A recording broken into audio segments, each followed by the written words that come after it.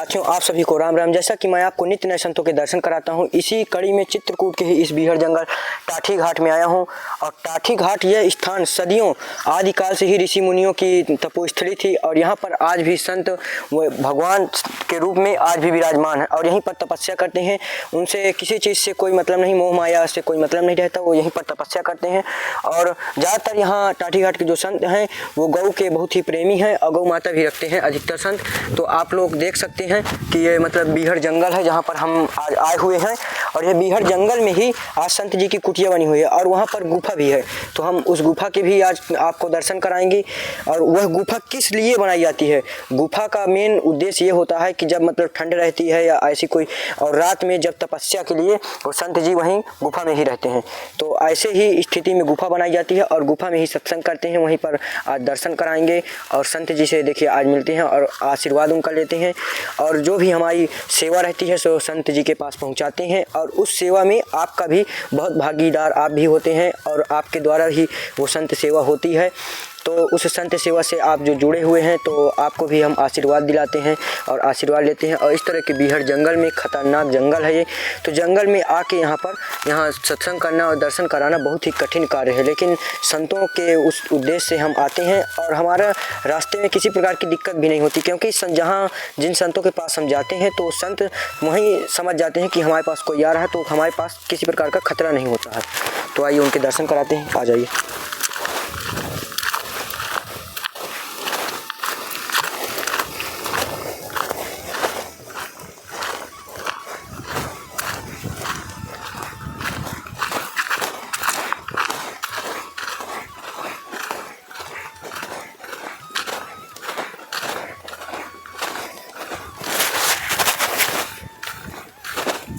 तो साथियों, हम आपको दिखाएं कि संत जी की कुटिया यहाँ पर बनी हुई है, कुछ इस तरह है जो आप लोग देख सकते हैं कि घास की पूरी कांसा से बनाई गई है और ऊपर से पन्नी का लेप कर दिया गया है, जहाँ संत जी अपना यही निवास बनाए हुए हैं। और यहाँ पर बीहड़ जंगल है, लेकिन जहाँ संत रहते हैं वहाँ बहुत ही अच्छा स्वच्छता और अच्छे से कार्य रहता है। वहाँ पर गोबर से लिपाई की जाती है और वहाँ पर गोबर से लिपाई करके जहाँ वो अपना तपस्या करते हैं तो वहाँ गोबर से लिपाई अवश्य करते हैं ताकि किसी प्रकार का वहाँ बीमारी या ऐसा कुछ फैले नहीं। तो आइए हम उनके गुफा के दर्शन कराते हैं।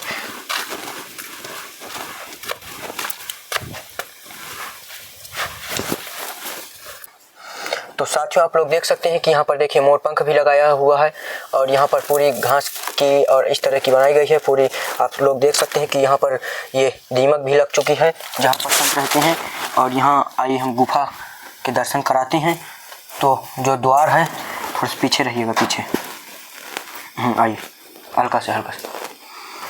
तो आप लोग देख ही सकते हैं कि किस तरह का यहाँ पूरी कुटिया का अंदर से निर्माण है और यहाँ पर संत जी की गुफा है। तो हम आपको दिखाने की कोशिश करेंगे।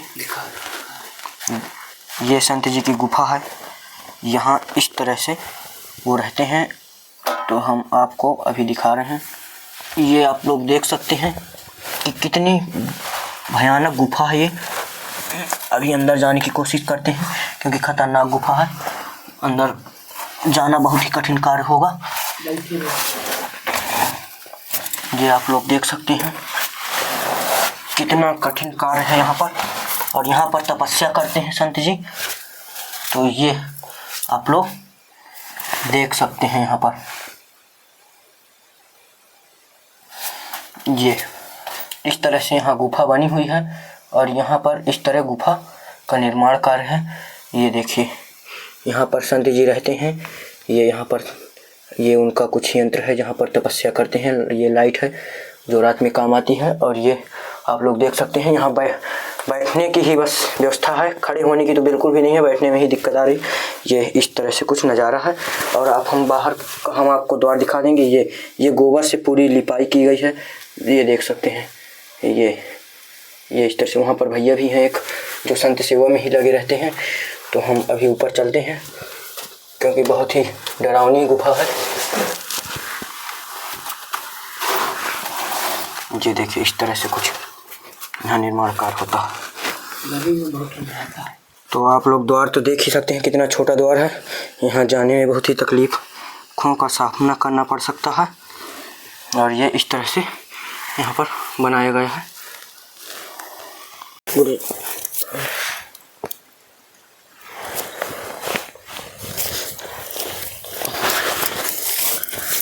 साथियों, हम गुरुजी के पास पहुंच चुके हैं और थोड़ी सी सेवा गुरुजी, जो हम संतों को अभी ठंडी चल रही है तो एक एक लोई इस समय दे रहे हैं।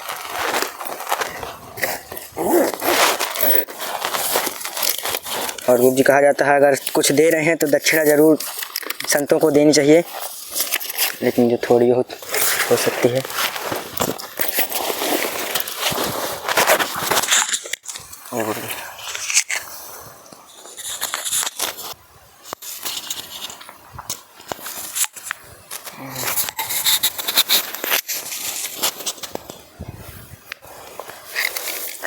तो गुरुजी आप सर्वप्रथम अपना शुभ नाम बता दीजिए। मेरा धीरबंधु दास। गुरुजी, आपके गुरुजी का नाम? गुरुजी का नाम परम पूज्य श्री गोपाल दास जी महाराज, वृंदावन। तो जी ये संत जीवन में आप कितने साल से हैं? ये 20 साल के करीब।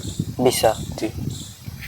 तो गुरुजी ये संत जीवन में आपका आने का कारण या कुछ घटना हुई हो आपके साथ? ये घटना तो ठाकुर जी हर किसी के साथ करते हैं अपने पास बुलाने के लिए जी, पर कौन उस पर ध्यान देता है कौन नहीं देता है। तो हमारे साथ घटना ये हुई थी, एक अवार्ड के लिए हम अपनी तैयारी कर रहे थे, ब्रज केसरी अवार्ड के लिए। अच्छा। तो वहाँ हमें एक राधा कृष्ण की मूर्ति मिली, उससे हमें प्रेम हो गया, तब से हमने वैराग का मार्ग अपना लिया। तो ये ब्रज कौन सा अवार्ड है गुरुजी? ब्रज केसरी अवार्ड। हो जाइए। ब्रज केसरी अवार्ड रेसलिंग यानी पहलवानी करते थे हम बचपन से ही। अच्छा। तो पहलवानी हमारे परिवार वाले भी पहलवानी करते थे, माता पिता बाबा दादा, तो ऐसी परंपरा चली आ रही थी, तो मुझे भी पहलवानी कराई गई। तो हमारे यहाँ केसरी बनने का बहुत क्रेज़ होता है, मथुरा केसरी, वृंदावन केसरी, जसवंत केसरी। तो ऐसे करके मैंने ब्रज केसरी अवार्ड के लिए तैयारी की थी 75 kg भार वर्ग में। तो उसके लिए मैंने प्रयास भी किया और उसमें भाग भी लिया। ब्रज केसरी अवार्ड वाली प्रतियोगिता में भाग ले करके मेरा 3 फाइट हुई थी। उसमें 3 फाइट के बाद बहुत संघर्ष हुआ, छिल गए घुटने, छिल गए हाथ पाँव, खून खच्चड़ और पसीना। पहलवानी में तो दाव पेच तो होते ही हैं। तो ऐसे करके मुझे ब्रज केसरी अवार्ड हासिल हुआ। तो ब्रज केसरी तो बन गए हम, लेकिन ठाकुर जी की जो राधा कृष्ण की मूर्ति मिली थी तो मुझे लगा कि अब ठाकुर जी को ही प्राप्त किया जाए। ब्रज केसरी अवार्ड तो हो गया, फिर उसका जो वास्तविकता में तो ठाकुर जी को ही प्रसन्न करने का जी। तो ऐसे करके मैंने ठाकुर जी को ही अपना आराध्य प्रेमी माता पिता सर्वस्व मान के और अपनी पहलवानी का संन्यास लेकर के, क्योंकि पहलवानी तो जानी थी 20 साल 30 साल बाद शारीरिक बल तो रहता नहीं है ज़्यादा, आध्यात्मिक आत्म और जो मनोबल है, आत्मबल है, आध्यात्म बल है, आत्मबल है, ये तो ठाकुर जी के ही भक्ति सेवा प्रेम से मिलता है और ये आजीवन रहता है। भक्ति का कभी वो नहीं होती है और सब चीज़ चली जाती है, धन चले जाएगा, विद्या चली जाएगी और माता पिता भी मिलते रहते हैं जन्म जन्म में, ये तो सब चलती रहती हैं क्रियाएं। लेकिन जो ठाकुर जी का भजन भक्ति सेवा ये अमर है, अजर है और अविनाशी है। तो जी एक मेरा ये सवाल है आपसे कि जो मतलब ये संत जीवन में कुछ लोग कहते हैं कि संत दाढ़ी रखते हैं, ये रखते हैं, तो क्या इनसे पहचान संतों की होती है? ये तो कोई मतलब दाढ़ी से तो केवल उसका वैराग का वो होता है कि कितना वैराग है, कितना त्यागी है जी, ये सब चीज़ें। लेकिन ठाकुर जी के लिए दाढ़ी रखा लेना या उसको नहीं रखना, दाढ़ी को चिकना रहना, दाढ़ी रखना, जो भी है, लेकिन इनसे अपनी परंपराएं हैं, अपनी अपनी संप्रदाय का वो है। क्योंकि किसी संप्रदाय में भद्र रहते हैं, किसी संप्रदाय में भद्र नहीं रहते हैं, ऐसे करके अपनी अपनी परंपरा संप्रदाय की है। लेकिन ठाकुर जी तो सेवा से, भजन से, प्रेम से, इनसे ही प्रसन्न होते हैं, त्याग से प्रसन्न होते हैं। और ये सब चीज़ें जो आध्यात्मिक में जैसे भौतिक या जैसे आधुनिक, ये सब चीज़ों से ठाकुर जी कभी प्रसन्न नहीं होते, क्योंकि वो स्वयं महासागर में रहते हैं और वो रत्नों की और उनकी खान है, उनसे ही सब उत्पत्ति लय प्रलय सब उनसे ही है। उनको किसी चीज़ की आवश्यकता नहीं है, वो पूर्ण है। लेकिन प्रेम और सेवा और भक्ति उनके चरणों में लगाई जाए, करी जाए और उनको ही समर्पित कर दी जाए, उसका भी अहंकार नहीं करे, तब जाके ठाकुर जी को प्रसन्न करना संभव है। तो गुरु जी, हमारे भगत कहते हैं कि जैसे हम भक्ति करते हैं लेकिन भक्ति करते समय मतलब बुरे विचार आते हैं या भक्ति पूर्ण नहीं होती है, इसका क्या कारण है? इसका कारण है भक्ति करते समय बुरे विचार आना या मन भटकना, ये सब माया और ये सब भटकाती हैं। क्योंकि ठाकुर जी की तरफ जाने से ठाकुर जी परम है, ठाकुर जी की प्राप्त हो गए तो फिर कुछ नहीं है, फिर तो सब कुछ मिल गया। तो इसलिए थोड़ी माया और ये सब चीज़ें थोड़ी भटका दी हैं मन को कि शायद इसका मन हट जाए तो हट ही जाए।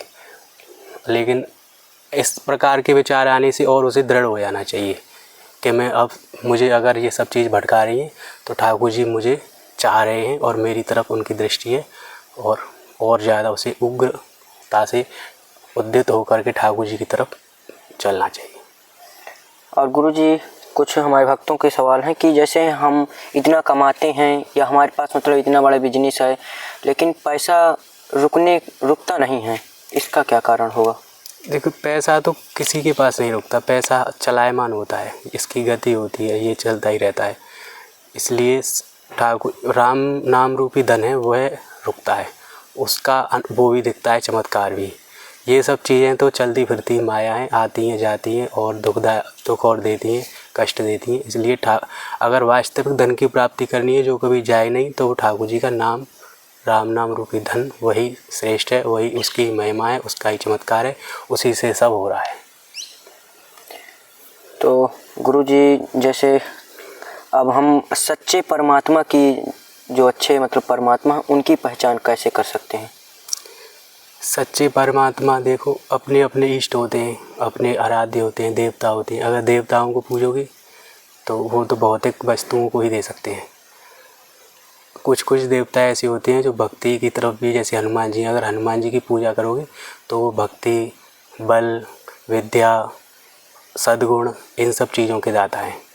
तो इसलिए ऐसे देवों को पूजो, ऐसे प्रभु को पूजो जो स्वयं को सद्मार्ग पर ले जाएं, जो भक्ति प्रदान करें। क्योंकि सबसे दुर्लभ और सबसे प्रसन्नता और सबसे आनंद देने वाली कोई चीज़ है तो वो भक्ति है, और सब चीज़ नष्ट है, नाशवान है। परम आनंद और निरंतर रहने वाली, निरंतर चलने वाली भक्ति है। उससे ज़्यादा आनंद देने वाला, संतोष देने वाला कोई नहीं है। तो गुरुजी, जैसे ये एक पुण्य एक पाप ये होते हैं, तो पाप आखिर कहते किसको हैं?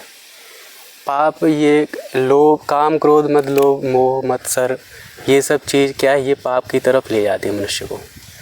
ये हमेशा साथ रहती हैं, हर मनुष्य के साथ हैं ये शत्रु। ये शत्रु ऐसा नहीं है, अदृश्य हैं, पर हैं सभी के साथ। तो ये ठाकुर जी की तरफ जाने से यही बाधा पहुंचाते हैं, और ठाकुर जी को मिलाने में भी यही सहायक है।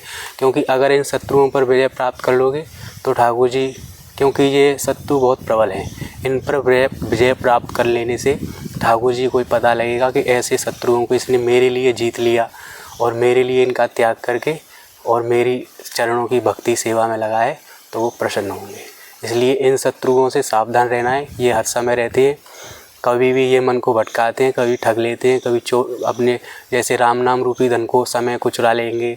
ऐसे करके ये इनसे बचना है तो ठाकुर जी का निरंतर नाम लेते रहें, उनके लीलाओं का उनका चिंतन करते रहें। क्योंकि ये शरीर साधन रूप में ठाकुर जी को प्राप्त करने के लिए मिला है, ना कि ये भोग विलास के लिए। क्योंकि ये हर योनि में है, भक्ति केवल मनुष्य योनि में भी है, और देवता भी इसके लिए लालायित रहते हैं कि हम मनुष्य जी उसमें जाएं, ठाकुर जी की सेवा करें, भक्ति करें, प्रेम करें उनसे। और कोई भी जो जड़ चेतन जितने भी जीव हैं, मनुष्य को छोड़कर सभी अपना जीवन वैसे ही कामकाज या किसी भी व्यर्थ में जा रहा है, उनका भक्ति में नहीं जा रहा। ना ही उनमें ये सामर्थ्य है, केवल मनुष्य में ही समर्थ है।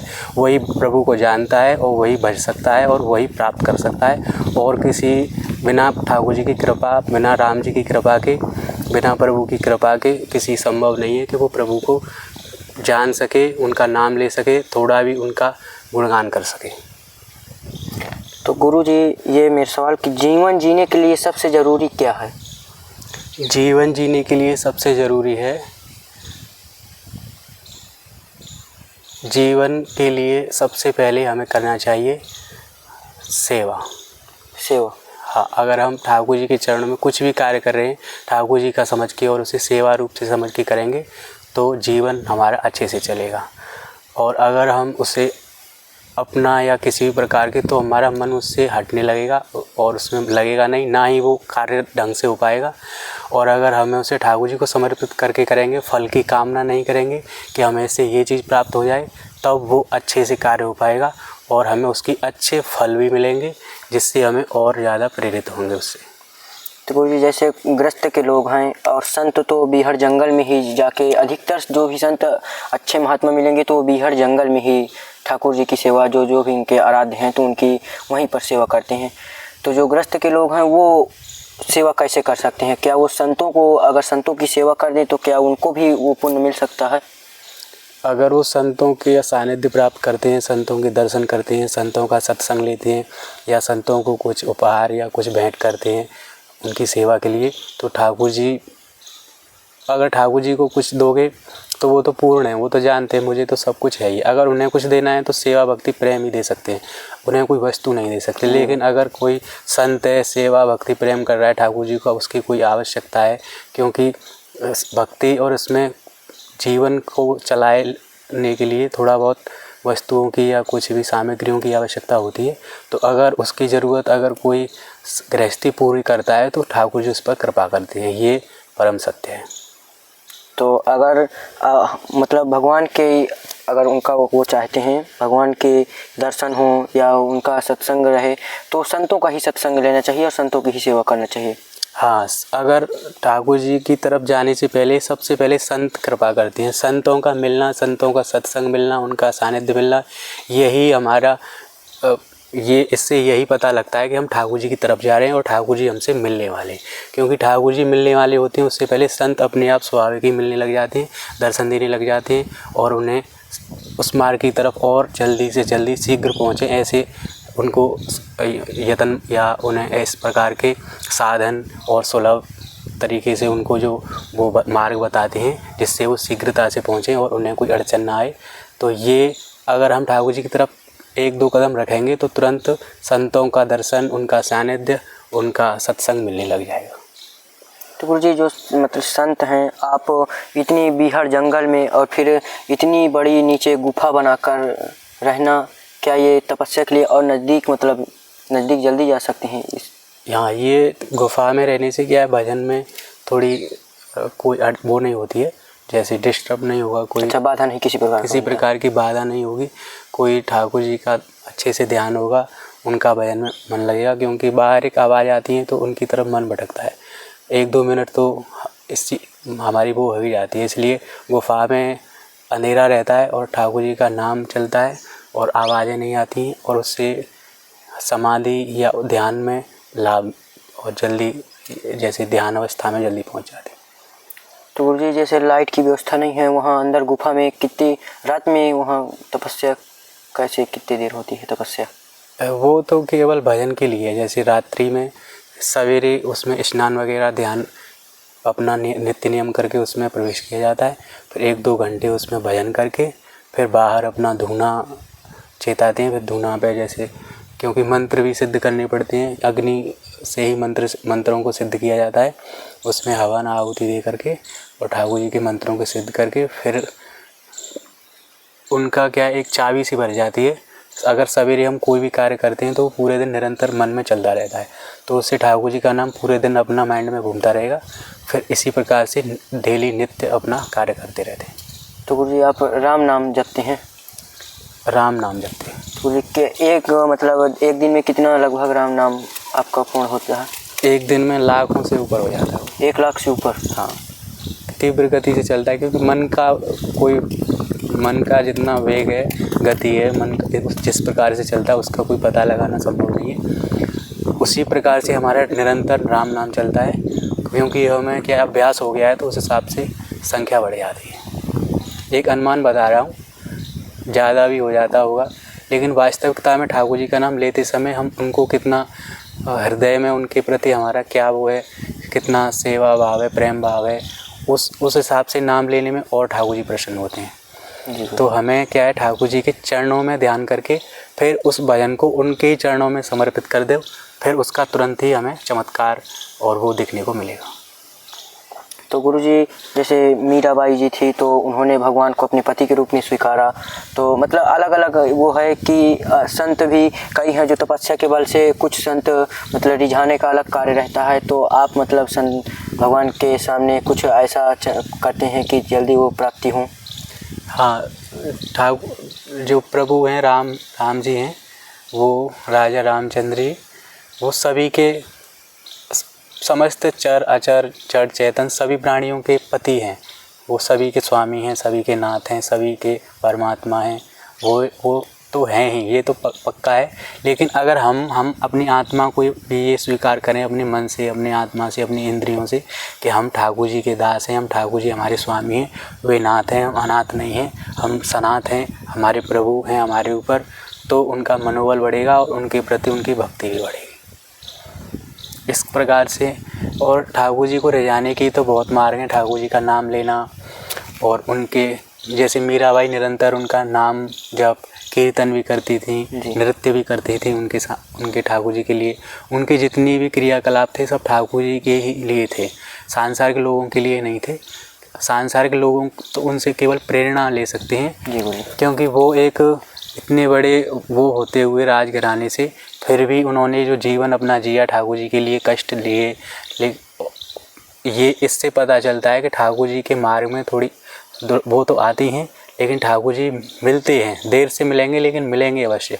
जितनी परीक्षा लेंगे उतनी ही परीक्षा इसलिए लेते हैं क्योंकि लोग जो उनके और भक्त हैं वो सचेत हों, क्योंकि देखो ठाकुर जी के मार्ग में कितनी दृढ़ परीक्षा होती है, लेकिन ठाकुर जी अपने भक्तों को उच्च कोटि तक ले जाने के लिए, सबको दिखाने के लिए परीक्षाएं लेती हैं।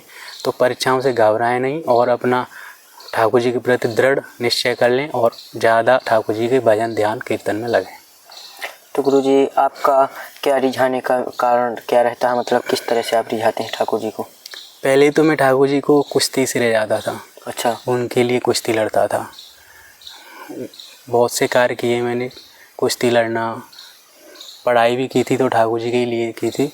फिर मुझे लगा ठाकुर जी इन सब चीज़ों से जल्दी प्रसन्न होने वाले नहीं हैं, तो मैंने ठाकुर जी के लिए शास्त्रों को उठाया।